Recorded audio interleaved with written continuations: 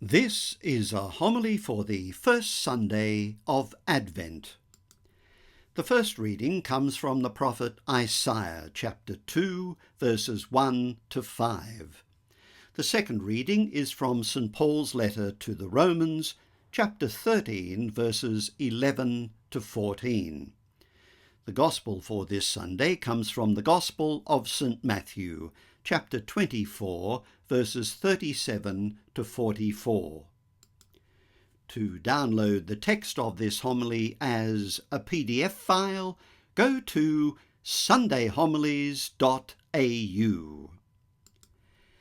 The first Sunday of Advent is the beginning of the Church's liturgical year.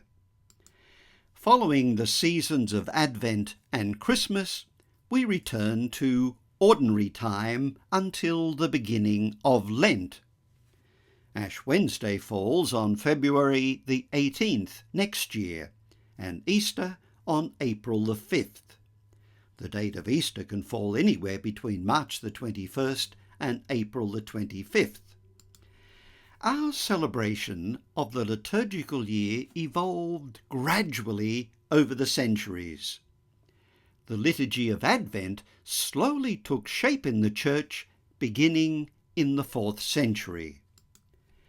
Towards the end of the 4th century, the churches in Gaul and Spain introduced a period of preparation for the Feast of Christmas. The Feast of Christmas itself had just been established in Rome as a kind of Christianization of the pagan celebration of Natale Solus Invicti, the birth of the unconquered sun. English historian Tom Holland tells us that the Church of Rome's first formal celebration of Christmas was in the year 336 AD, during the reign of the Emperor Constantine. At Rome, it was only toward the middle of the 6th century that an Advent liturgy was celebrated. The length of Advent varied from one diocese to another, but in Rome, from the time of Pope Gregory the Great, who died in 604, it lasted 4 weeks. Our civil year begins with the month of January. January takes its name from Janus, the Roman god of beginnings. As you can see, Janus was depicted as a man with 2 faces, each looking in opposite directions. One face looked to the past, the other looked to the future. And isn't that what we often do at the beginning of a new year? We look back over the year that has just passed, and we look forward to the year ahead of us. During the liturgical season of Advent, we're doing much the same thing. We are also looking in 2 directions. We look back 2,000 years to the birth of Jesus in Bethlehem, and we look forward to the final coming of Christ at the end of time. Today's Gospel is looking forward to the final coming of Christ. We are reminded that as it was in Noah's day, so will be the coming of the Son of Man. We'll come back to today's Gospel a little later. Saint Bernard of Clairvaux reminds us of another coming of Christ. We know there are 3 comings of the Lord. The third lies between the other 2. It is invisible, while the other 2 are visible. He is, of course, reminding us that Christ comes to us today, if we harden not our hearts. The season of Advent could therefore be likened to a waiting room. We are awaiting the Lord's arrival. And that is what the word Advent means. It comes from the Latin word adventus, which means arrival. The Greek equivalent is Parousia, a word that occurs 4 times in Matthew's Gospel and twice in today's Gospel, as we'll see in a minute. Theologian Fleming Rutledge reminds us, "The Lord has come. He will come." The life of the Christian Church is located and lived at the intersection of those two advents. And in the meantime, the time being, as W.H. Auden calls it, we stay awake, like the doorkeeper, by watching for signs of his presence in the most unlikely places and the most unlikely people. When the Pharisees and Sadducees asked Jesus to show them a sign from heaven, he replied, "In the evening you say, 'It will be fine, there's a red sky,' and in the morning, 'Stormy weather today, the sky is red and overcast.' You know how to read the face of the sky, but you cannot read the signs of the times." The Pharisees and Sadducees are obviously demanding something dramatic as proof of Jesus' divine authority. But Jesus points out their selective blindness. They can interpret earthly signs, such as weather patterns, but they fail to see the signs already happening before their very eyes. They cannot recognize what God is doing in the present moment, in and through the ministry of Jesus. That is why today's gospel exhorts us to stay awake. The Greek verb that Matthew uses here is gregorete. It is the imperative of gregoreo. This verb is used 22 times in the New Testament and is one of the most vivid and recurring imperatives in the New Testament. It means stay awake, be attentive, be alert, or keep watch. Jesus tells us that if the householder had known at what time of the night the burglar would come, he would have stayed awake and would not have allowed anyone to break through the wall of his house. We have a similar theme in today's second reading from St. Paul's letter to the Romans. Paul exhorts the Romans to wake up. The verb he uses is egero, which focuses on being roused from sleep or death. Paul is saying, wake up, respond to God's saving moment. So there's a subtle difference in the two verbs used by Paul and Matthew. The verb that Paul uses in his letter to the Romans, egero, focuses on being roused from sleep, while the verb that Matthew uses in today's Gospel, gregoreo, emphasizes staying awake once you have been roused. In other words, maintaining vigilance. So, Paul is saying, wake up. Matthew is saying, stay awake. Advent is the Church's great wake-up call. It's not meant to frighten us, but to rouse us, to shake us free from spiritual drowsiness. New Testament scholar Tom Wright offers this reflection on Paul's exhortation to the Romans. The old world, the present age, is rumbling on. Most people are ordering their lives in accordance with its style and habits. But the new world has already broken in. God's new age has begun and will shortly come to fulfillment. Those who follow Jesus, whose life, death and resurrection inaugurated the new age, are commanded to live already according to the rules of the new world.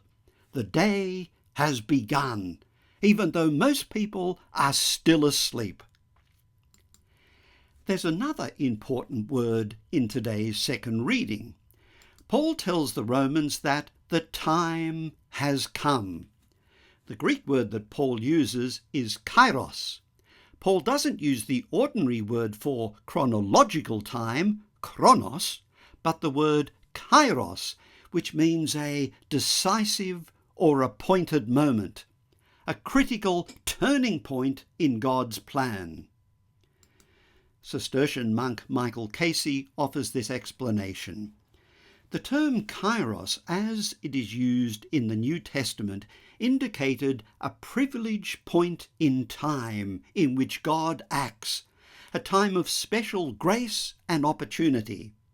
God's time, kairos, is not just a tick of the clock. It is a moment of energy. This moment in which God's self-projection intervenes in earthly affairs changes the course of events. Nothing is ever the same afterward. God's time is an open doorway to eternity. What is done in God's time is inevitably easier, more powerful, more lasting, and more life-giving. Living in God's time is an introduction to the time beyond time, when our lives will be fully overlaid with the glory of the risen Christ, and all will be well. The decisive moment is now, but we are often confronted with the perennial temptation to put things off. I'll do it later. The Screwtape Letters by C.S. Lewis is a series of 31 letters purportedly written by a senior devil by the name of Screwtape to his inexperienced nephew, Wormwood. Wormwood needs tuition and guidance in the art of temptation. So Uncle Screwtape assists his nephew by pointing to the weak spot he has found in human beings. Screwtape tells his nephew about a patient he once had. He refers to the souls he is coaxing into hell as his patients. This person was a sound atheist who used to read in the library. One day, Screwtape saw a train of thought in his mind that was beginning to go the wrong way. We don't want this patient beginning to question his atheism. The enemy was at his elbow in a moment. Screwtape refers to God as the enemy. Before I knew where I was, I saw my 20 years' work beginning to totter. What should he do? Well, he tells us, if I had lost my head and begun to attempt a defence by argument, I should have been undone. But I was not such a fool. In other words, it won't work if I start arguing with him. Let's try another tactic. I struck instantly at the part of the man which I had best under my control. I suggested that it was just about time he had some lunch. Screwtape isn't able to hear what God whispers into someone's ear, but in this case he could guess. The enemy presumably made the counter-suggestion that this was more important than lunch. Screwtape realizes that it's best not to argue. The best tactic is to agree. I said, "Quiet! In fact, much too important to tackle at the end of a morning. Much better come back after lunch and go into it with a fresh mind." And he was already halfway to the door. Once he was in the street, the battle was won. Here we have the perennial temptation. Leave it until later. Not now. There's plenty of time later. This holy season of Advent reminds us that the decisive moment is not later, it is now. So wake up if you are asleep. If you are awake, stay awake. The exhortation to stay awake means to live with awareness and not spiritual drowsiness, to be alive to God's presence in the ordinary. This doesn't mean living with constant anxiety, but with a calm vigilance rooted in faith. Last Sunday, on the feast of Christ the King, we waved farewell to Luke. Today, as we begin Year A of the liturgical cycle, we greet Matthew. Before we look more closely at today's Gospel, let me make a few introductory comments about Matthew's Gospel. There is a scholarly consensus that Mark was the first of the four Gospels to be written. While we can't be absolutely sure of the exact date, it was probably written sometime between 65 and 75 AD. Matthew wrote his Gospel about 20 years later, possibly between 80 and 90 AD. Matthew is deeply indebted to Mark. He incorporates almost 90% of Mark's Gospel into his own. And I don't think it's too much of a stretch to say that he creatively rewrites Mark's Gospel, adding a lot of additional material. Here you can see the structure of Mark's Gospel. It begins with a brief prelude to the public ministry of Jesus, which is followed by an account of the Galilean ministry. Jesus and the disciples then begin a journey to Jerusalem for the celebration of Passover. Mark then gives us a day-by-day account of the final week in the life of Jesus, culminating with three women, Mary of Magdala, Mary the mother of James, and Salome, going to the tomb early in the morning. When they arrive, they find that the stone covering the entrance to the tomb has been rolled back. They enter the tomb and see a young man clothed in a white robe who tells them that Jesus has been raised. Matthew retains this basic structure, but makes some significant additions. Matthew begins his Gospel with a genealogy of Jesus, and that is followed by an infancy narrative. At the end of the Gospel, the risen Lord meets the disciples in Galilee. He commissions them, "Go therefore, make disciples of all nations, baptize them in the name of the Father and of the Son and of the Holy Spirit, and teach them to observe everything I have commanded you. And look, I am with you always till the end of time." There are 28 chapters in Matthew's Gospel, although the division of the Gospel into chapter and verse comes very much later. While Matthew still retains the basic structure of Mark, he arranges the teachings of Jesus into 5 major discourses. In chapters 5, 6, and 7, we have the Sermon on the Mount. In chapter 10, Jesus gives the 12 instructions as he sends them out on mission. In chapter 13, we have a collection of parables. In chapter 18, the fourth of Matthew's discourses, Jesus teaches the disciples about relationships within the community. And finally, in chapters 24 and 25, we have what has been called the eschatological sermon. I'll come back to that word eschatological in a moment. Today's Gospel is taken from the 5th of Matthew's discourses, from what has been called the eschatological sermon. So let's pause here for a moment to see what eschatology is all about. Our English word eschatology comes from the Greek eschatos, which means last. So eschatology is the study of the last things: death, judgment, heaven, hell, and the consummation of history. The eschatological age refers to the final stage of God's plan for history, the fulfillment of God's promises, the coming of God's kingdom, and the ultimate destiny of creation.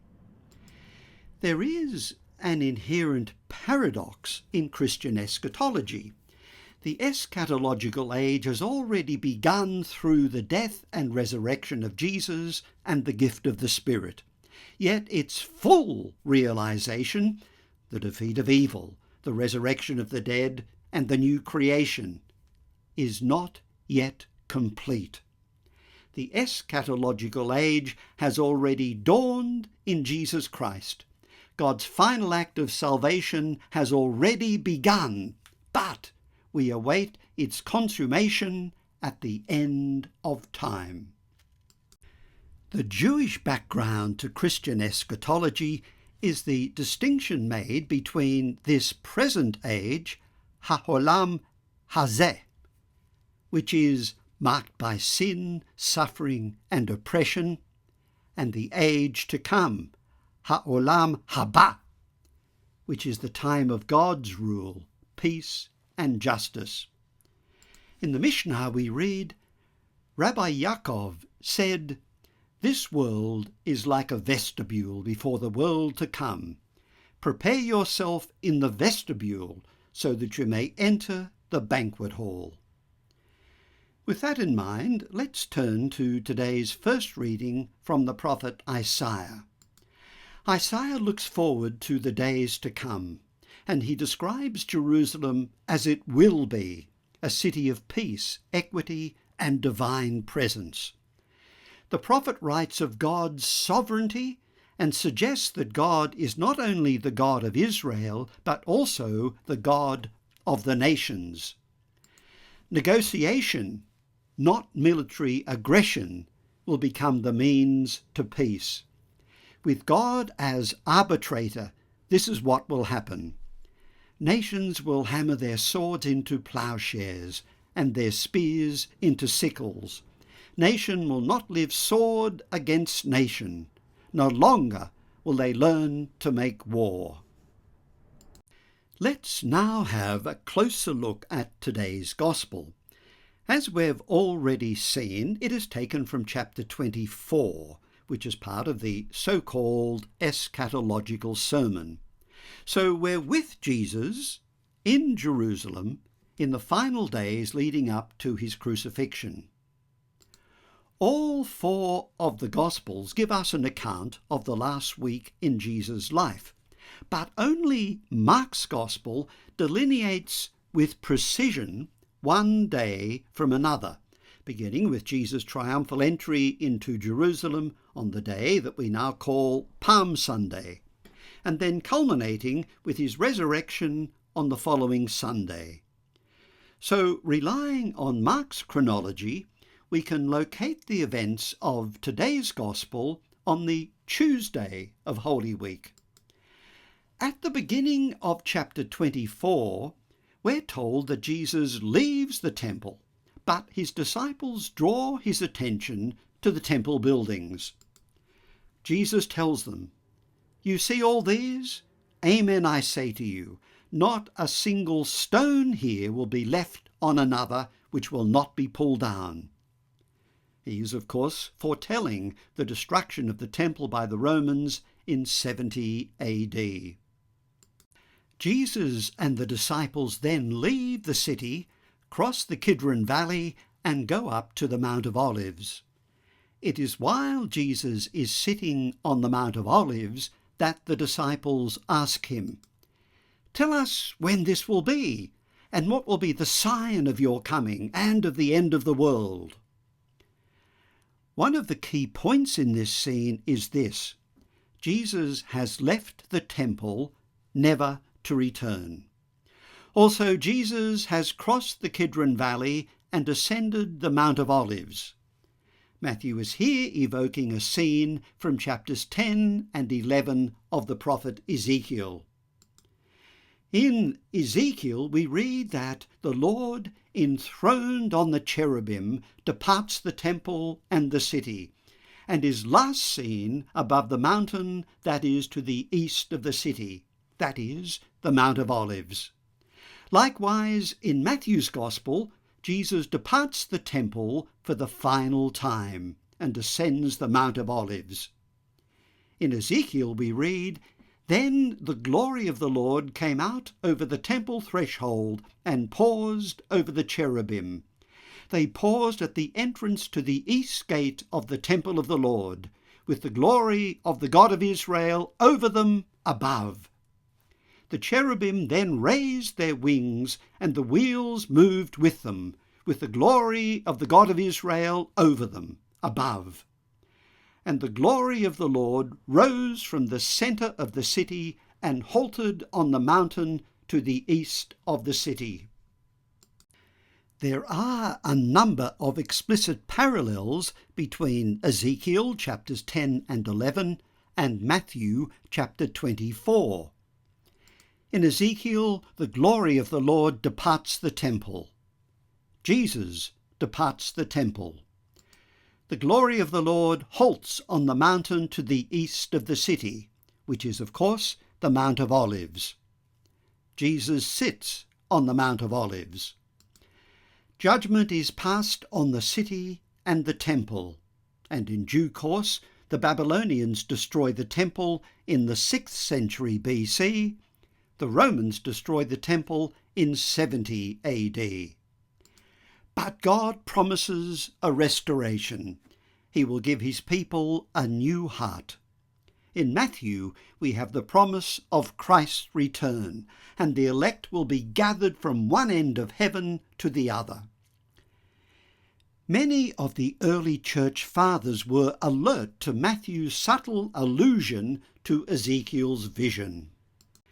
In his commentary on Matthew's Gospel, St. Jerome wrote, "As once the glory of the Lord departed from the temple and stood over the mountain on the east, so now the Lord himself departs from the temple and sits upon the Mount of Olives to announce its coming ruin." In the City of God, Augustine writes, "The glory which departed from the temple to the Mount of Olives in the prophet's vision has returned in Christ, who from that same mount ascended into heaven, and from thence shall come again." So, when Jesus and the disciples arrive at the Mount of Olives, they ask, "Tell us, when will this be, and what will be the sign of your coming and of the end of the world?" The Lord's coming is, in Greek, Parousia. From the Mount of Olives, looking out over the city of Jerusalem, Jesus tells the disciples, "As it was in Noah's day, so will be the coming of the Son of Man. For in those days, before the flood, people were eating, drinking, taking wives, taking husbands, until the day Noah went into the ark, and they suspected nothing, till the flood came and swept them all away. So will be the coming of the Son of Man." Again, we have the coming of the Son of Man, or parousia in the Greek. Let's have a closer look at this word.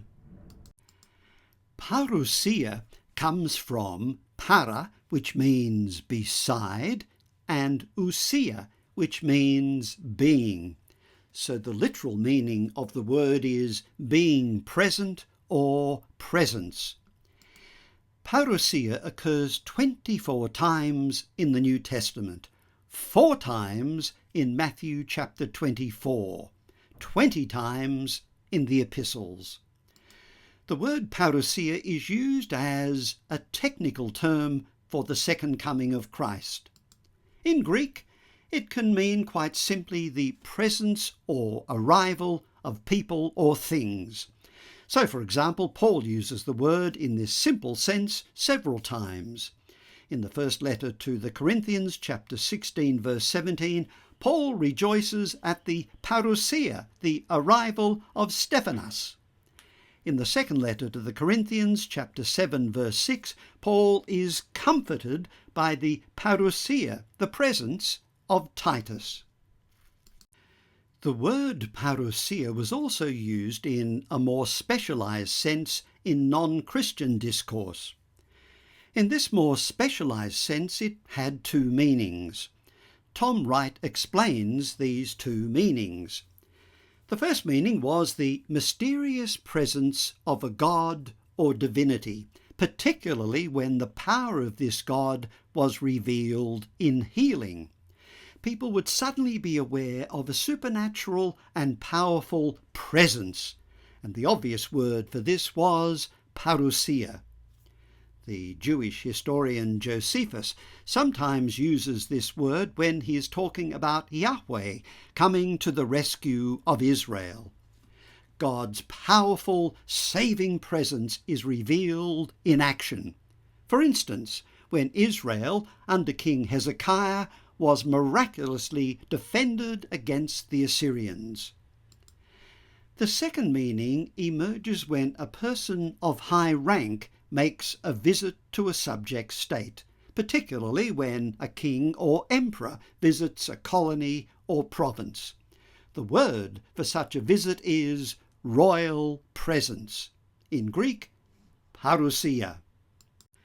So, on this first Sunday of Advent, we have three key words. Firstly, parousia. The Lord is coming, but at a time we do not know. Therefore we must do two things: wake up, egero, and be vigilant, gregoreo.